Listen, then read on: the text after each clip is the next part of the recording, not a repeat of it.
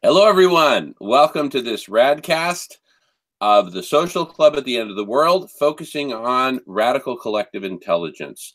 And if you saw the introduction to the previous one, Refreezing the Arctic, you'll see that this week we're kind of breaking with tradition.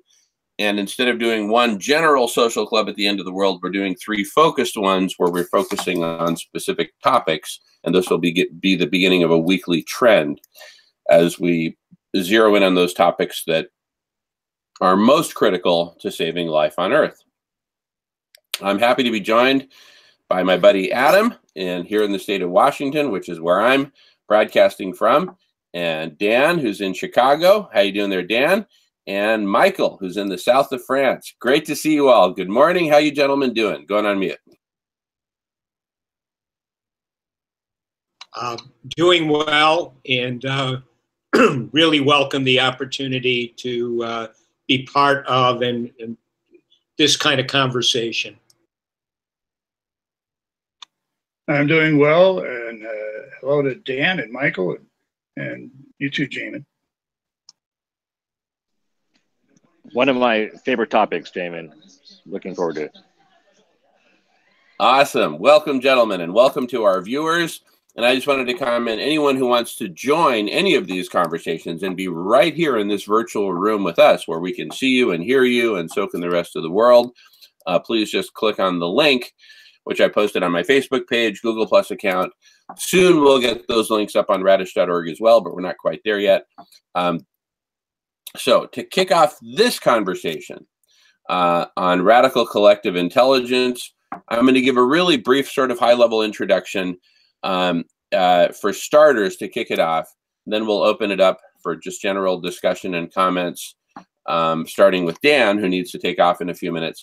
But as way of a general introduction, the basic idea is this, that the problems that we're facing are so wicked, so daunting, so in many ways seemingly impossible to solve and address effectively, that our big hypothesis is that we need a higher form of intelligence to come up with solutions to these problems. Not just the engineering solutions, but also the political solutions, the media solutions, the PR solutions, the solutions in the realm of cultural transformation. I would argue, and many would agree with me, that we need nothing less than a transformation in our very culture, our very modality of life on Earth, in order to effectively grapple with these problems.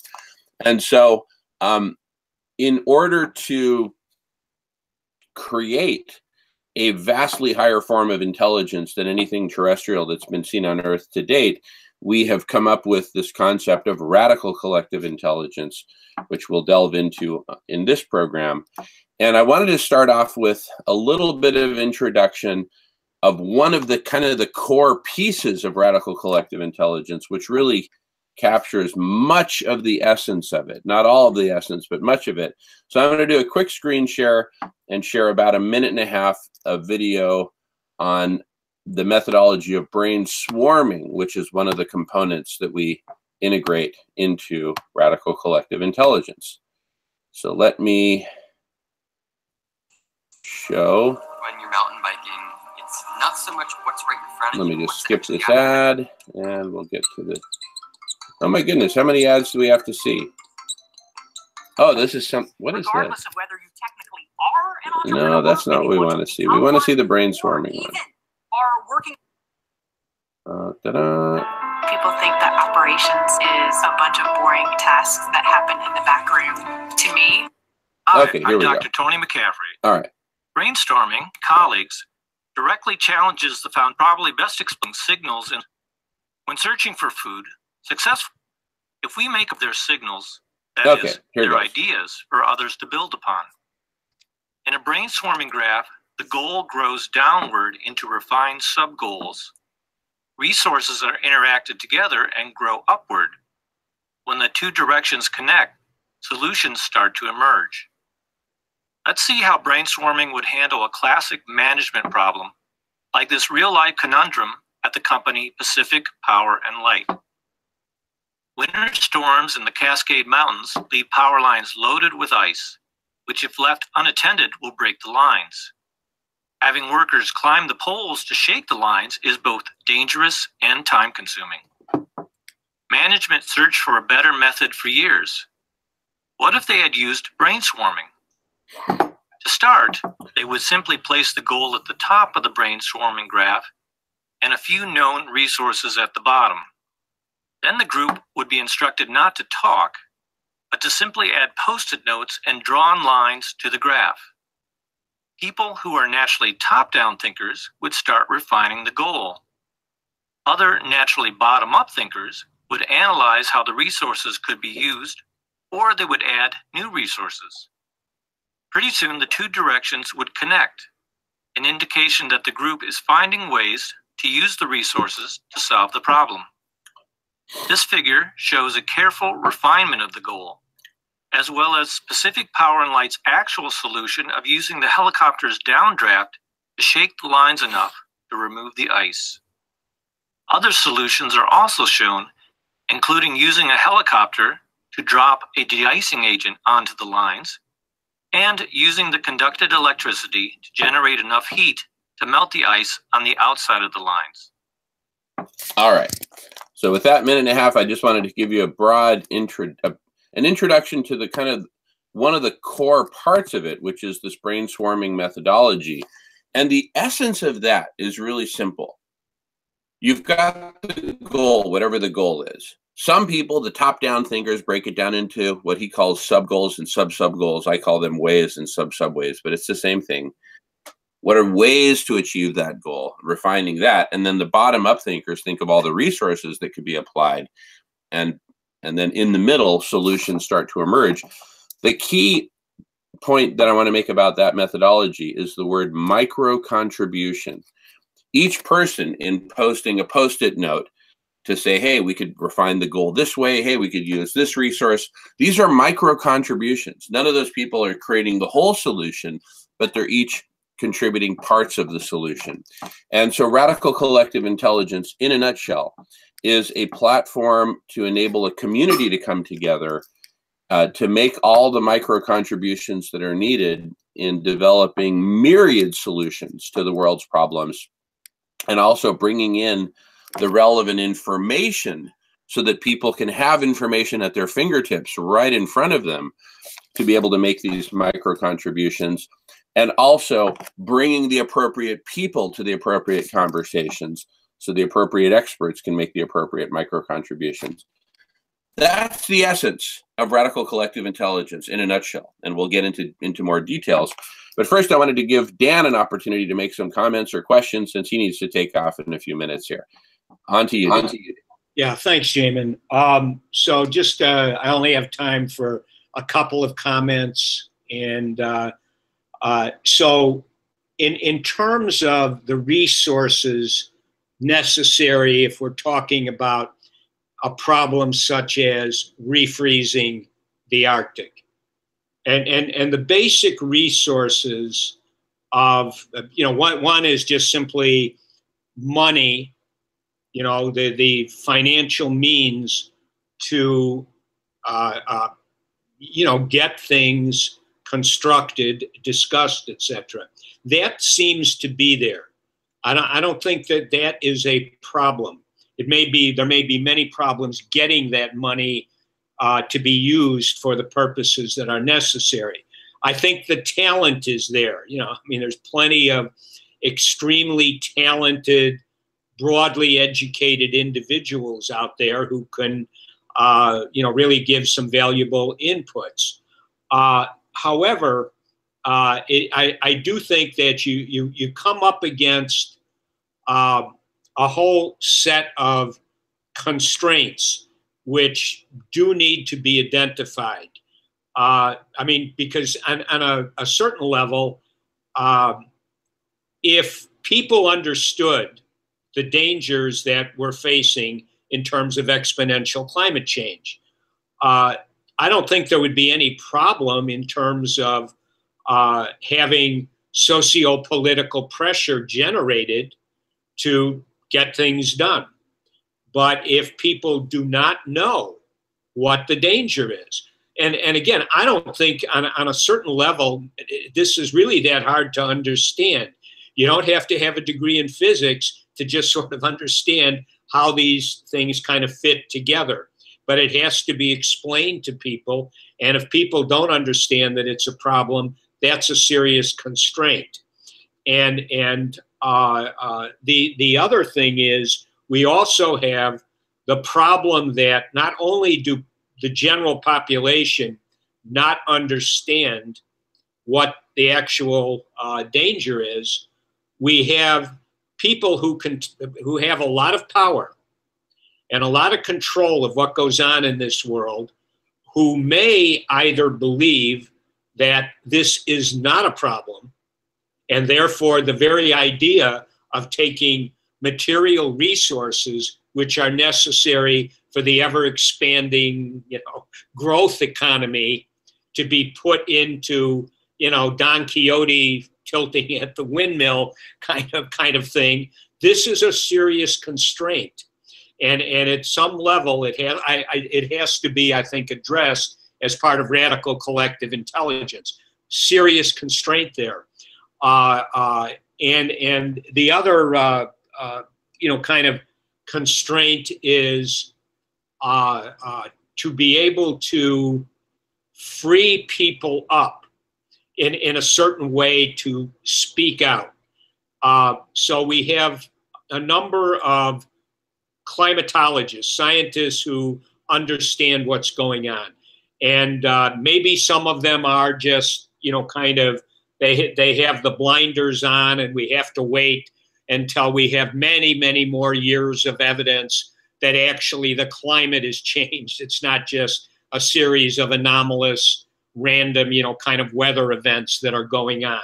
Maybe there's some of that, but that needs to be challenged. And then we also have the fact, this is reality, this is historical reality, that climatologists, people who have been willing to stand up and speak out, are either completely marginalized like Guy McPherson, or they are intimidated and threatened.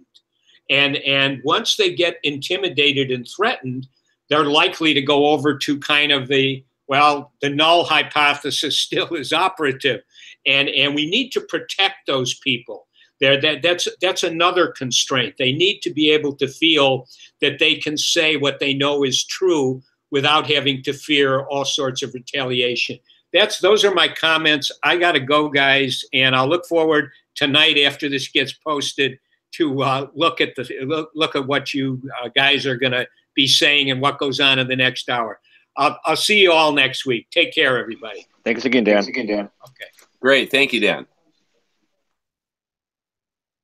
All right. Dan's raised some really, really good points. Does anyone want to comment? I'm happy to comment, but I've been doing a lot of talking, so.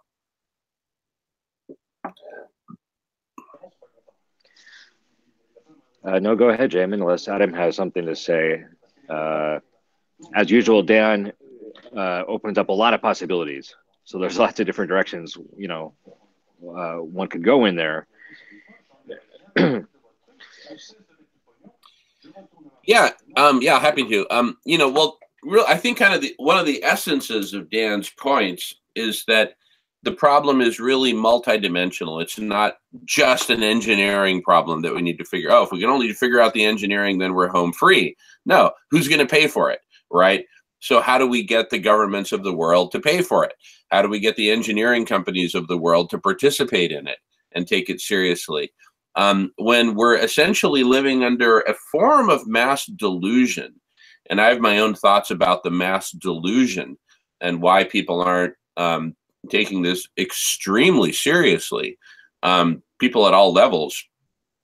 And but the main point that I want to make in response to Dan's points is we need to come up with solutions at multiple levels. Solutions for the political realm. How do we either force the hand of government or inspire the hand of government or tickle the hand of government or do something to the hand of government to get it on the court and participate? What we need is instead of an invisible hand, we need a very visible one. It's a holistic approach. right? It's kind of like a compassionate octopus, right? That has its tentacles going in all different directions. In order to, you know, get its arms around the problem. I think one of the biggest hindrances to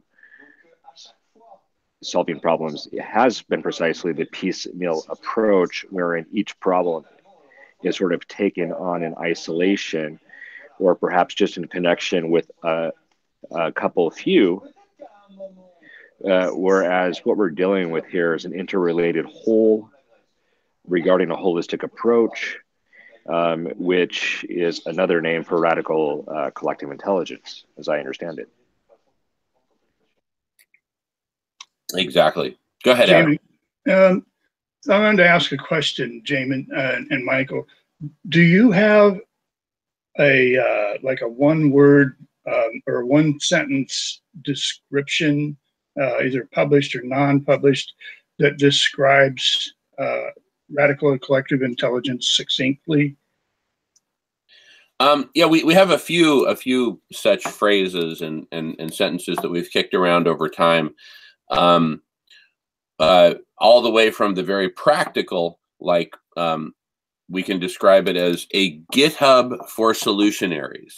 But for that to be meaningful, you know, the listener would have to know what GitHub is, and that's a whole conversation. But basically, it's basically, you know, you could think of it as an open source platform for co-creating all of these solutions, right? That's kind of the simplest, most practical terms.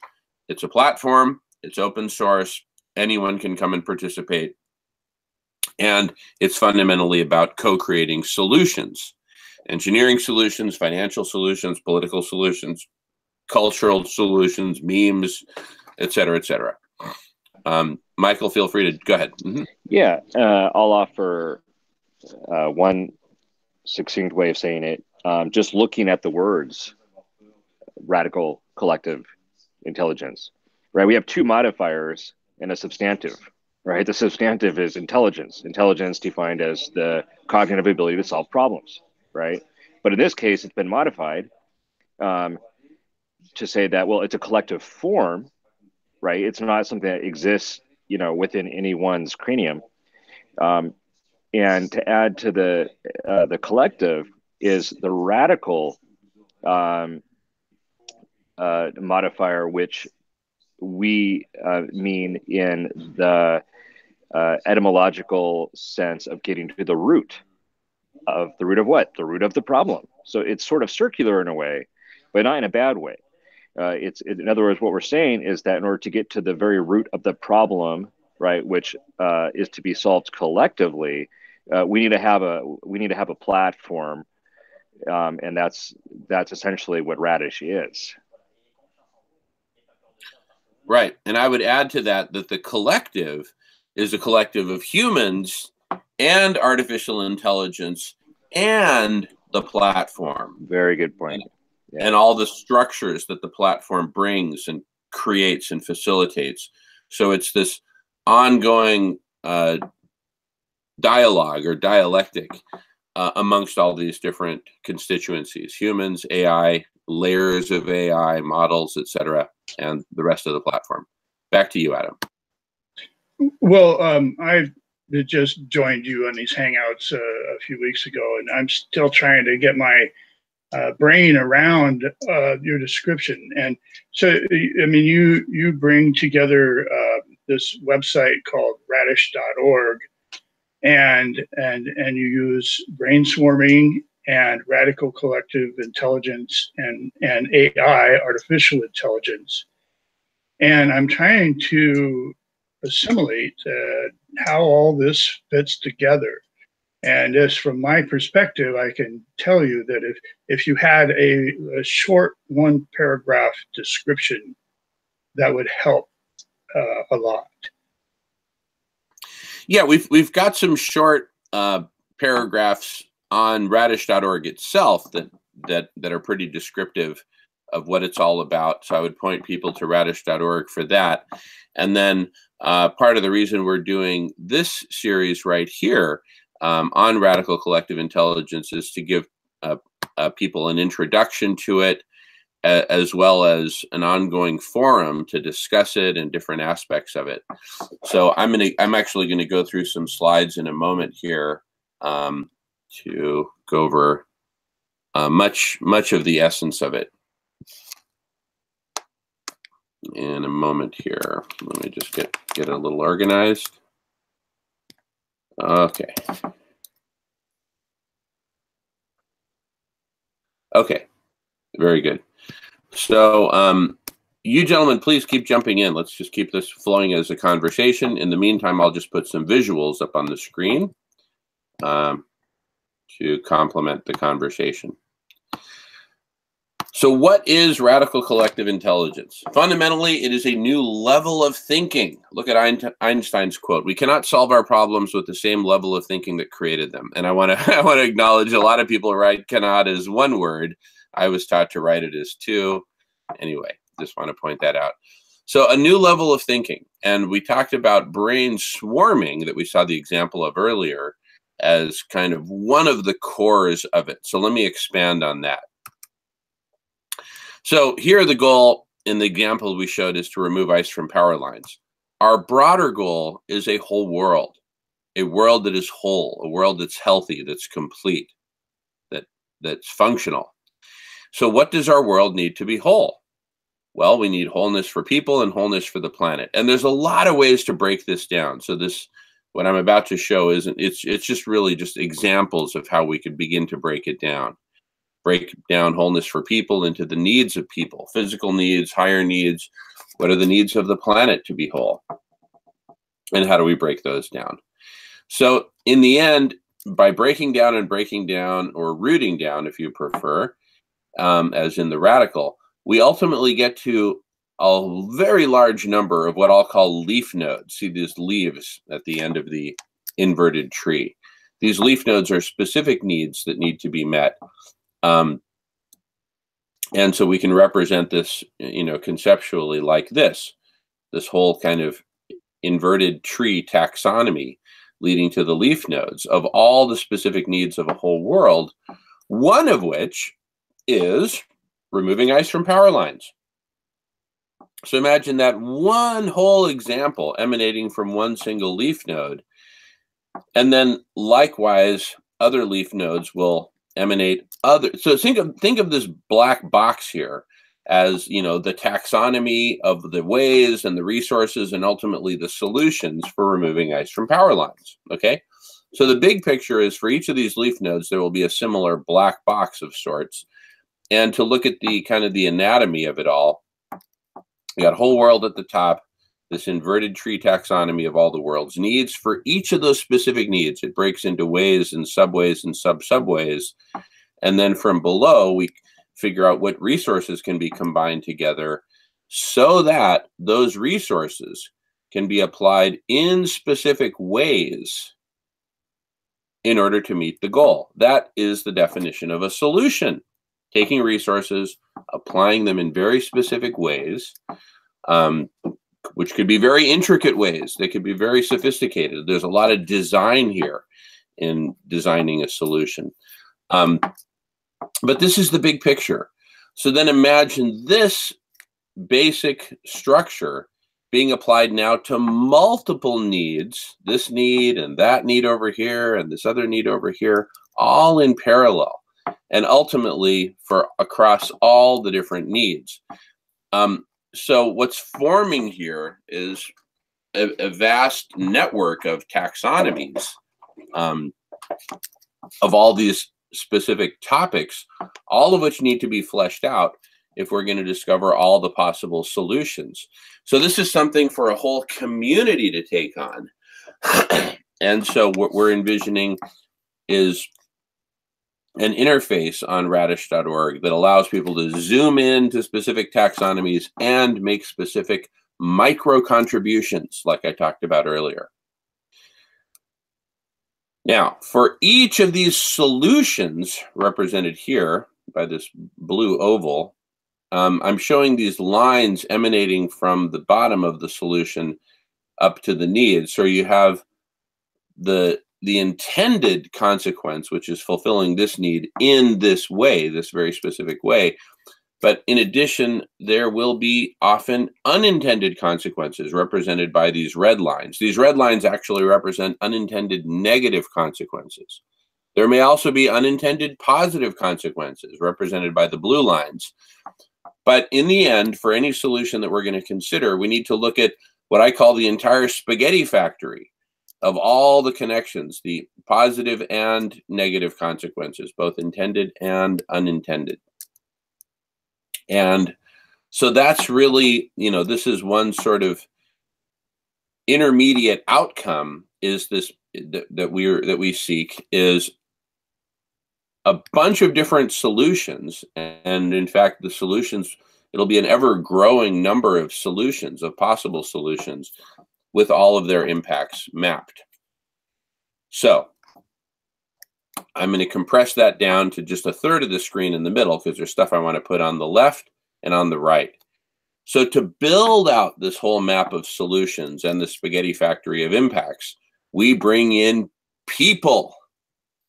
And a big part of radical collective intelligence is how to best organize and notify and suggest to people conversations they may want to participate in. Well, people, just like the three of us naturally gravitated towards this conversation, people will naturally gravitate towards specific conversations, and more elements will be created. More and more ways, more and more resources, more and more solutions. And as this process happens, there will be certain solutions that are beckoning to be further developed. Maybe somebody had an idea that, hey, maybe we could do something like this, right? This what I just highlighted in yellow. It's not a full-baked solution, but it's like, hey, what if we use these kinds of resources to apply them in these ways to meet these needs? A part of the big idea of Radish is that whenever there is a solution that's just sort of emerging, but that needs support and that has a lot of promise for solving a big problem, radical collective intelligence will help organize and bring together those combinations of people represented by those highlighted in yellow here, coming from different groups, being brought in from other conversations, saying, hey, we need y'all here to help us figure this thing out, right? So it's how do we organize the people to come in and participate in the right conversations? And then on the other side, on the right side, I wrote here simulator. As we develop these different solutions, we need to simulate them, partly to discover what their unintended consequences are, and also just to model their effectiveness as a whole, see where they might break. And so we can simulate any combination of solutions that we want. But since we're going to be ultimately dealing with hundreds of thousands, perhaps millions of possible solutions, it's not really efficient for human beings to go manually saying, well, what if we tried this set of solutions? And then you run the simulator on that. A simulation run could take who knows how long, but it could take, hours, days, potentially. So, or it could be down to minutes, depending on the technologies and resources we bring to bear. But in any case, we do need to test myriad different combinations of solutions. And that's where we bring in a particular subset of artificial intelligence called optimization, where we build an optimization layer around the simulator, which will be able to do automated testing of different combinations of solutions in a very efficient way to determine the optimal set of solutions and the optimal deployment plan. So that's really, and that's really the big picture. That's really the goal, is that we put together all these different elements of radical collective intelligence. So far, we've been focusing on the conversational domain for the first release, and we've also been focusing on doing recordings such as this one, where we talk about and share about what radical collective intelligence is all about. And of course, we're focusing on building the community. But this is it. This is the big picture of what radical collective intelligence is and how it works, right? It's more like a plan, because most of this has yet to be built. you know, that's one of the things that we're inviting the world to join us in, is in building out the rest of radical collective intelligence. So basically, we have a bunch of you know, what we think are really hot ideas as to how we can manifest this radical collective intelligence to come up with all the solutions that we need. And we're partway there, and we're inviting the world to join us to get the rest of the way there, in both building out the rest of the platform, and then using the platform as we're using right now on this recorded hangout to flesh out the rest of what we need to know in terms of solutions, in terms of understanding, analysis, etc. Anyway, I've said a big mouthful there, so I'm going to go on mute. I have a question.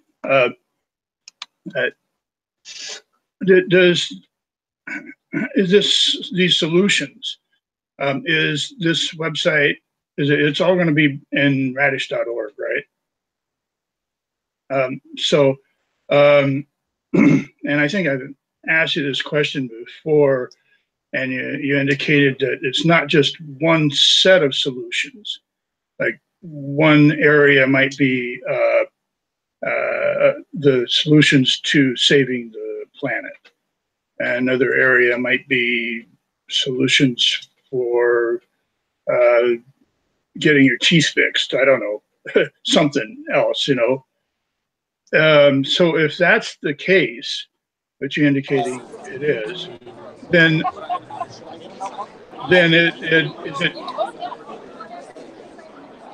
is it kind of like a Amazon? Is it kind of like an Amazon of an engine where you can go there and select solution or get on a certain category and contribute to the set of solutions? Yeah, exactly. It is kind of like an Amazon. You'll be able to navigate, search, and see what solution you're interested in either using, deploying that solution in your local area, or you want to contribute to the development of the solution. Yeah. So anyway, this is the first in a series of meetings that we'll have on radical collective intelligence, where we'll talk about different aspects of it. I mean, this is really perfect what's happening right now, because you're asking some really good questions, Adam, and we get a chance to talk about all this. So this that's exactly what this series is all about. I want to welcome Miles, who's joined us. It looks like you're at some sort of a conference or trade show or something, Miles. Where are you at, Miles? Hi, everybody. So, yeah, I'm actually at a very interesting conference called 6 Degrees Calgary, and it's about, solving these collective existential issues. So I'm talking up the concept of radical collective intelligence and sharing what I hope will soon be a hangout as part of the Radish initiative. I've been handing out some invitations to some rather prominent people. In fact, the former Governor General of Canada and her husband, noted author and novelist John Ralston Saul, as well as the gentleman who's the leader of the Inuit, the Northern First Nations are called the Inuit in Canada. I gave him an invitation as well. So as time goes on, incorporating Radish to share it with these people through the project that I'm working on. So it's great to drop in and at least say hello. So I'll keep on listening. I'll go to mute now. Awesome. Welcome, Miles. Thank you. That's super cool. So yeah, we're just going over a general introduction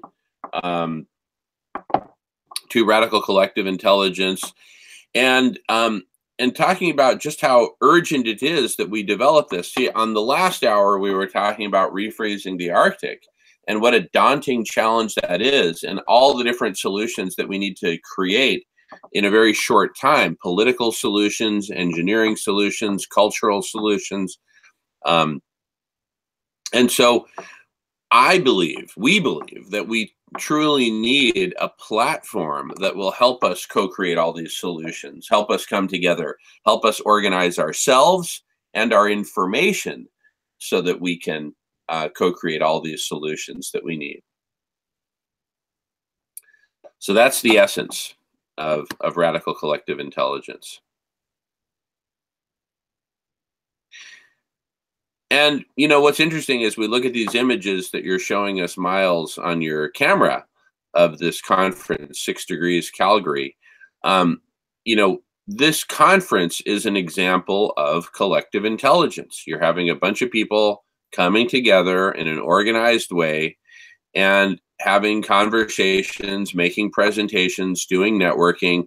So it's an organization of people, and there's also an organization of information. So wherever you're organizing people and information with an intention of generating solutions, that is collective intelligence. So whereas a conference may get together for 2 or 3 or 4 days at a stretch, with radical collective intelligence, the idea is it's a planetary platform. Think of it as a global conference that's ongoing, that never ends, and is constantly contributing to solutions. Yeah, one of the points I asked a question or made a statement, and I said one of the roadblocks to resilience, one of the inhibitors to resilience, is that there's never enough time, and that's where Radish comes in, because these conversations, they need to be happening 24/7. 365 days a year, because even in this forum, where there is quite a bit of effort to having some round tables where you go into breakout sessions, it's always rushed, and we're never going to solve anything unless the time is taken to thoroughly discuss these things. And by Radish recording and transcribing, indexing and matching people, it'll be very, very powerful, and keep things moving forward instead of just talking in circles. Go back to mute. Yeah, really good point, Miles. Thank you. And in fact, that's why when we have our Hangouts, we generally take our time. Today, we're kind of on a schedule because we're doing 3 back-to-back. But, you know, we often have Hangouts that go for hours at a stretch. And then the point of doing the transcription and indexing and mapping is so that somebody who wants to get some nuggets or some tidbits from that particular conversation, rather than having to watch all 5 hours of the recording, they'll be able to do searches and find exactly the information that they need. Read those little blurbs in a couple of minutes and say, okay, got the gist of it. But even more to the point, rather than people having to search for information, what we're doing with the mapping set of features is mapping the transcribed text from myriad conversations to the specific topics, so that when people go to those topics to have conversations on those topics, they see automatically organized in front of them, organized and sorted and arranged in particular ways, all the information that's relevant to that conversation on that topic at that time. And, you know, when we have, say, a conversation on a topic like refreezing the Arctic, the big topic is refreezing the Arctic, but of course that breaks down into myriad subtopics, all the ways we can refreeze the Arctic, the resources that can be brought to bear, the specific solutions, etc. And so one of the ways of looking at the sophistication of radical collective intelligence is that you can zoom into whatever very detailed, very specific topic you want, and given the conversation that you're having about that topic, as reflected by the words that you're using, which are constantly being transcribed and indexed and mapped,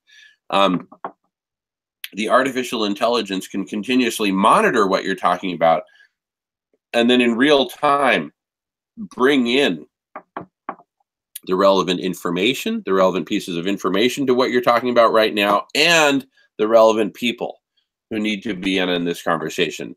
Notice how Miles just magically popped in at the right time. That was serendipitous, but we can actually engineer and design in this serendipity as part of the process. That's part of the beauty of radical collective intelligence. And we will be able to do all this great stuff as more and more people join the effort to design and build the rest of the platform. So come one, come all, please join us. Going on mute.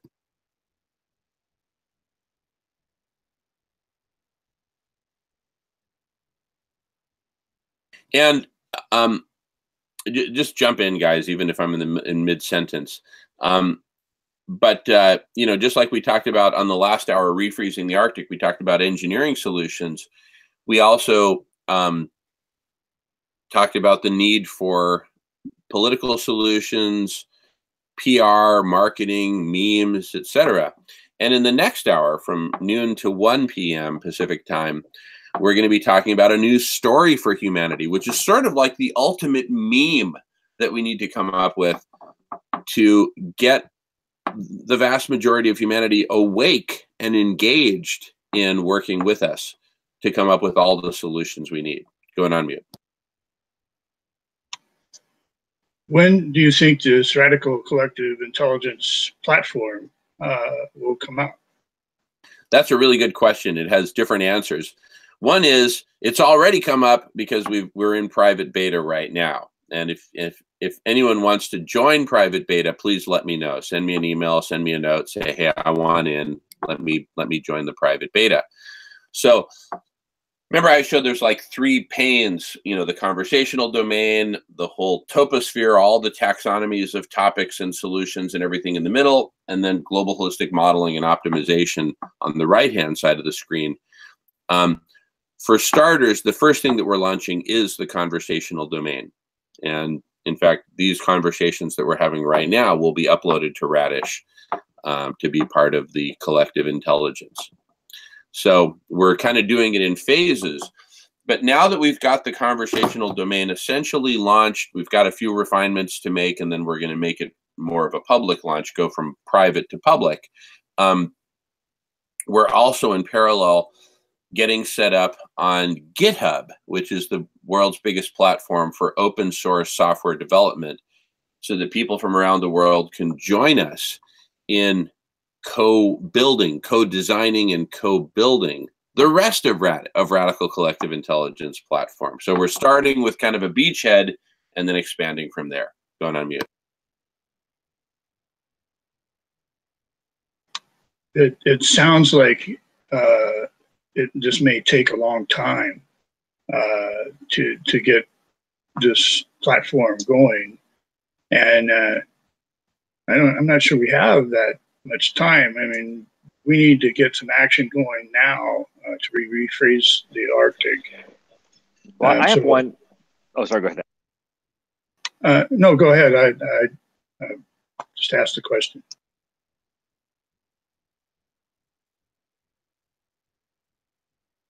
Go ahead, Michael.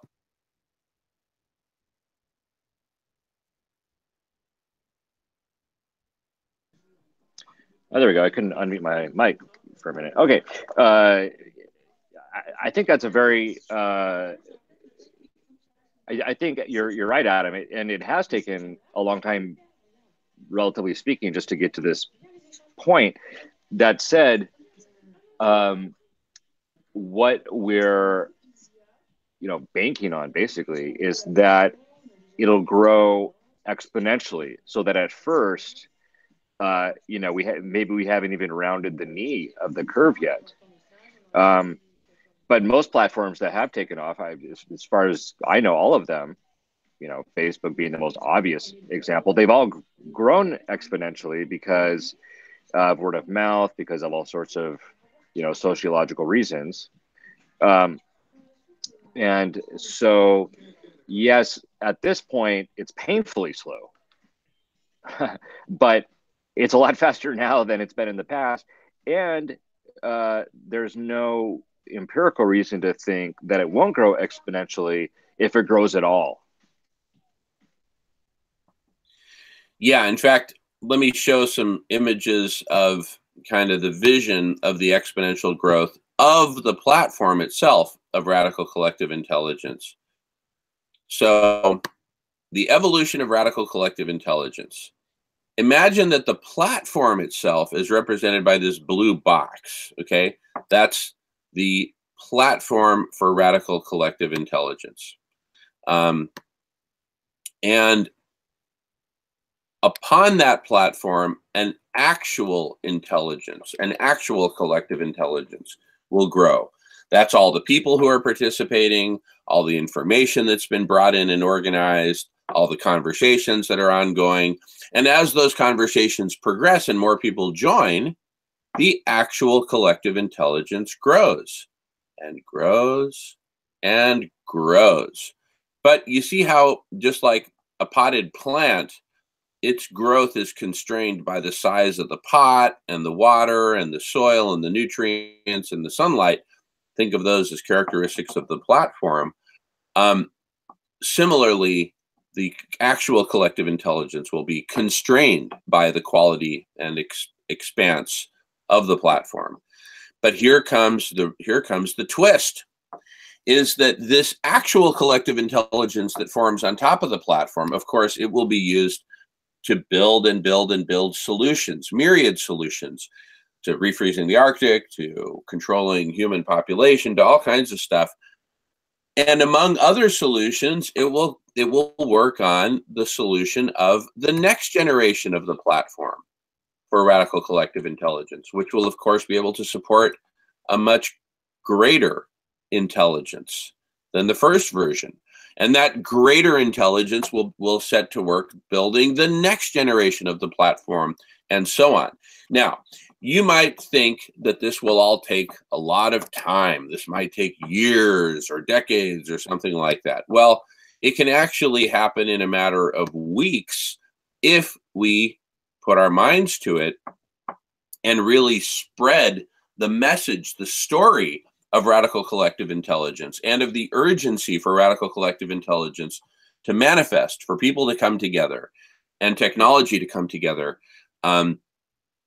so that we can continuously evolve the platform. The platform is never complete. It's always going to be growing and getting more and more sophisticated to basically turn hours of human time into actual solutions deployed and implemented in the world, reflecting away sunlight and cooling the planet, in the case of refreezing the Arctic through geoshading, right?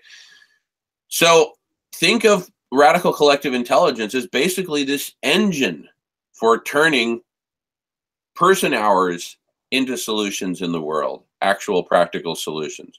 Right now, we've got a fairly clunky platform for doing that. Video conferences that we record and then post, and but most of Radical Collective Intelligence platform is not in existence yet. So we're kind of like Henry Ford pedaling down the streets of Detroit in a unicycle. Hey, Mr. Ford, what are you doing? Well, I've got the very first prototype of a car. It's this unicycle. Well, but where are you going with it? Well, where I'm going, you show him a sketch, like the sketches I've showed you on the screen. Here's where we're going. Come help me. Meet me at my shop, and we'll build it out together. That's kind of where we're at right now, right? We've got, the little go-kart that could. That's the beginning of Radical Collective Intelligence. And we're inviting everyone to the Henry Ford shop in Detroit to help us build out the first full-fledged car, so to speak. And I want to welcome Michael Gosney. Michael, welcome for joining us. We're just wrapping up this session on Radical Collective Intelligence. We're about to kick off the next one on the new story for humanity. Yes. And that'll start in about 5 minutes. And Michael Gaio is going to join us on that one as well. Okay. Well, that's perfect, because I was just checking in. I will just listen here, and I'm going to mute.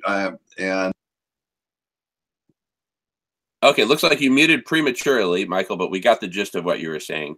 Anyway, we're about to wrap now for 5 minutes, and then that'll give us time to hit the bathroom and then kick off the next one. So please look out in your email, everyone, for the next invite, which will be on a new story for humanity. But just to create the tie-in right now real quick, so we've got radical collective intelligence, which has been the subject of this hangout. But in order to get that to really take off as a meme, that's something that the world needs and that the world can come and contribute to, we need a new story for humanity, which is what we'll talk about next in the next segment. So we'll all hang up as soon as I'm going to give you gentlemen the last words, and then we'll all hang up and I'll set up the new hangout in a few minutes. Last words, gentlemen, going on mute.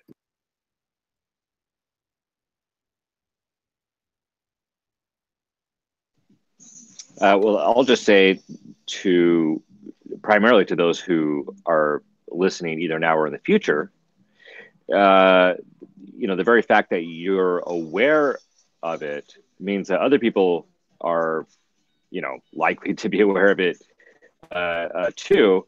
And if you were to jump on, I think it would make it all the more likely that others would too. So even though now it's kind of, who wants to be like one of the first to get in the water, right? There may be a shark in there somewhere, but I assure you, if one person joins, another one will. If two people join, who knows how many will join. I think that's the nature of it. So feel free to join any and every conversation, whether or not you feel like you have something to contribute to the conversation. Just being there, I think, makes a big difference. Absolutely. And as regards sharks in the water, I'll let you know that if anyone is disrespectful of any of the participants, they will be immediately ejected by me. So that's how we handle sharks in the water. Adam, last words. Yeah, Jamin, is it possible for me to talk to you for just a brief second offline after we hang up? Yeah, I'll give you a call after we hang up. I'll give you a call. Okay, thanks. Mm-hmm. All right, any last words, Gaz? Well, why don't maybe we should meet back in 10 minutes then? Well, actually, let's that's the case. 5 because I want to stay as close to our schedule. So we'll start in 5. And on the next one, I'll get it set up and I'll call Adam in the meantime. And if you hear running water in the background, Adam, you'll know what that is. I can actually wait and talk to you on before we go online on the next video conference. Yeah, that's exactly what I'm suggesting. So I will call you. I will call you. Okay. All right. With that, I'll wrap up. Thank you all for joining. Thank you all for watching. And in a few minutes, we'll kick off the next one on a new story for humanity. Thanks so much, everyone. See you in a few.